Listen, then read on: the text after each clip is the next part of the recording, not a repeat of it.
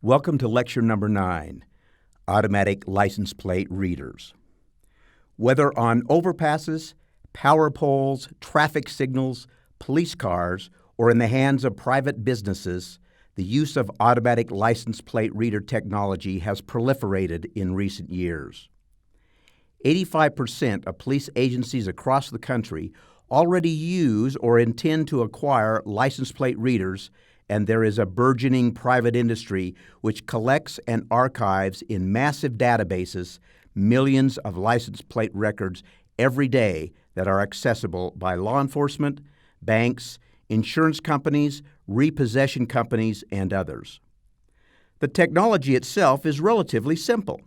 A camera takes a digital photograph of a license plate, reads the plate number, and converts that plate number into computer-readable data that can be maintained in a database. The photos are tagged with the date, time, and location of the image. Its value as an effective and reasonably inexpensive law enforcement tool is undeniable, and the technology is credited with solving many crimes, including burglaries, recovery of stolen vehicles, kidnappings, and murder.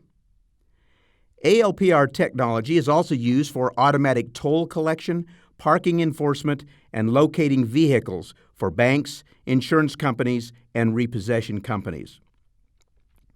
However, just as this data is easy to capture, it can also easily be used when aggregated and cross-referenced with other data to reveal very personal details about a driver or owner of a vehicle, such as where the car owner lives and works, what doctor, lawyer, or clinic she visits, and the people with whom she associates.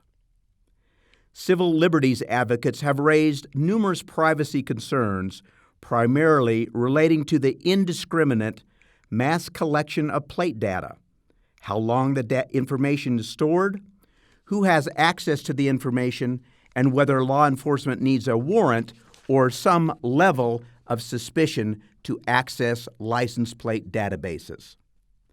The private collection of license plate information is largely unregulated today. The ubiquity of ALPR cameras, coupled with the growth of massive regional ALPR databases that span several states, has led to a recent groundswell of state legislation restricting the use of license plate reader technology. By the end of 2014, 8 states, including Utah, had passed laws regulating ALPR technology, and bills were pending in 16 other states. Legislation to regulate ALPR data has been introduced in Congress, but no action has been taken at the federal level.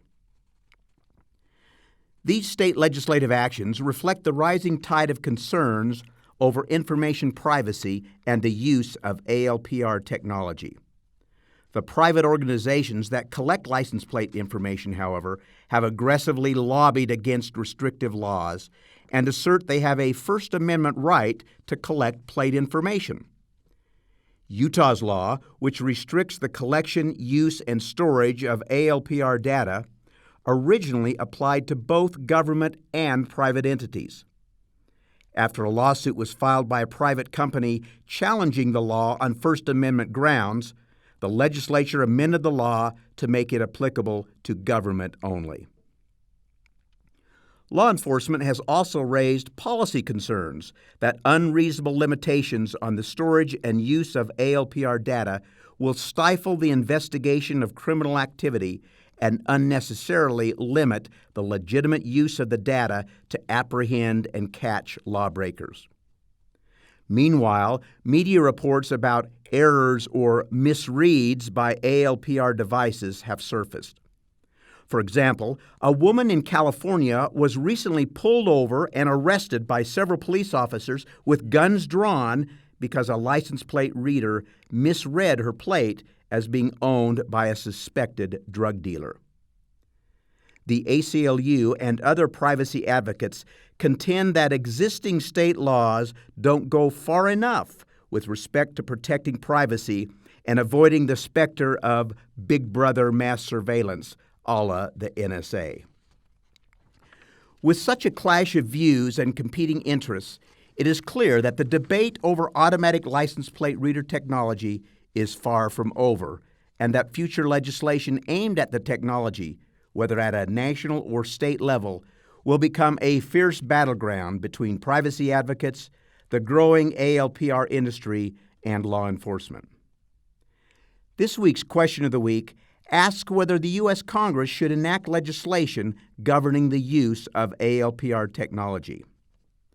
Next week, we will continue to examine our so-called surveillance society by discussing the privacy of cell phones and cell phone records, two topics that have been the subject of recent judicial scrutiny.